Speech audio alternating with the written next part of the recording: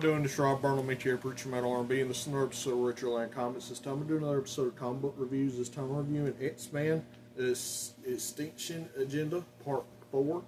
And I'm not sure if I got the other parts to this.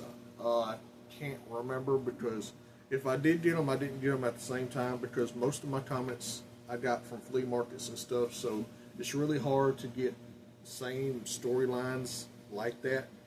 But, I got this one and I'll review this one. And I remember seeing this panel from like a TV special before, and I didn't realize that I actually had a comic for it. But basically, what's going on is the news is talking about mutants being terrorists or whatever, and the Madam President wants all mutants taken care of, and with the help of Commander Hodge, who is trying to get all mutants and kill them and wipe them off the face of the earth. Well, what happens is we see Richter and Boom Boom being chased by Commander Hodge's people to take them and experiment on them and all this other stuff. And then Wolverine, Jubilee, and Psylocke go in to save them. So they save them, and we see them fight off Hodge's people to save Richter and Boom Boom. Well, what happens is the fight continues, and Wolverine goes up against the commander of this group, and they're able to defeat her. The way they do this is Psylocke's able to get her psychic knife into her head, as we see here, and pretty much knocked her out. And Wolverine also got kind of beat up during this fight. But after this, they get Richter and Boom Boom to get out of there with Jubilee, and Jubilee helping them out or whatever. And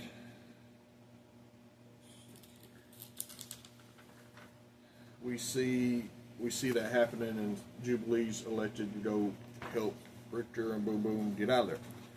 So that happens, and we see another interview with Moira McTaggart and the guy that's under Commander Hodge and the news lady, and they're talking about, like I said, how mutants are terrorists, and Moira is trying to defend the X-Men and the New Mutants and X Factor because one of her wards is on the New Mutants team, and she's upset for what these people are saying about them. And then we see the guy being taken off by the commander of this military force, and we see some backstory on him. His son apparently had a girlfriend that had the X gene, and he went off to war to protect her or whatever. He winds up dying.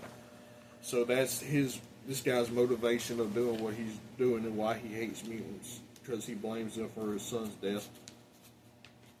And we see Storm come up behind him and try to capture him or stop him, and this is when actually Storm gets caught by none other than Commander Hodge, and he has all these like robot improvements or attachments now.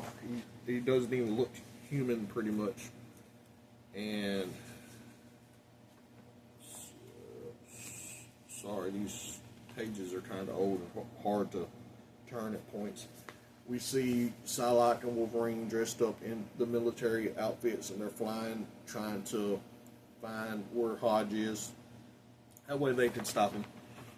And they wind up crash landing because Psylocke feels the pain of Storm while she's getting experimented on by Hodge, as we see in these panels.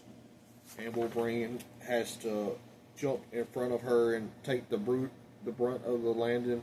And whenever they get to where they're going and get help from these people who thinks they're a part of their military force, Havoc shows up, and I think he's like brainwashed or something because he goes after Wolverine and them.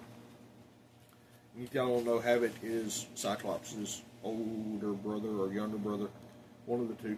And like I said, he goes after Wolverine and them, and Wolverine's fighting through this military force to try to get to Havoc to stop him. And him and Psylocke's able to incapacitate Havoc with her psychic knife. And then Wolverine gets caught up by Hodge, and it's this whole thing, and they have their fight, and they're able well, Hodge is able to get the best of them. And while this is happening, this guy in this radioactive suit is off to the side doing something else with getting some information from a computer or whatever. And Psylocke gets hit by a psychic blast.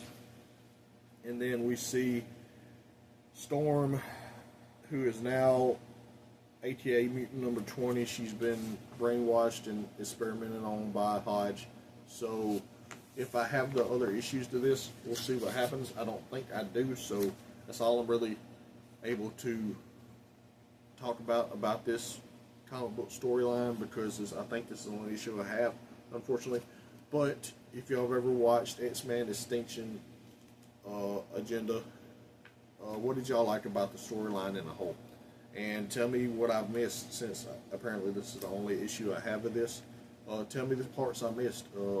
As always, Rob Burnham, make care, preacher man, RB signing out. Guys, DG's awesome. It's been an episode of Richard Land Comics. See y'all next time.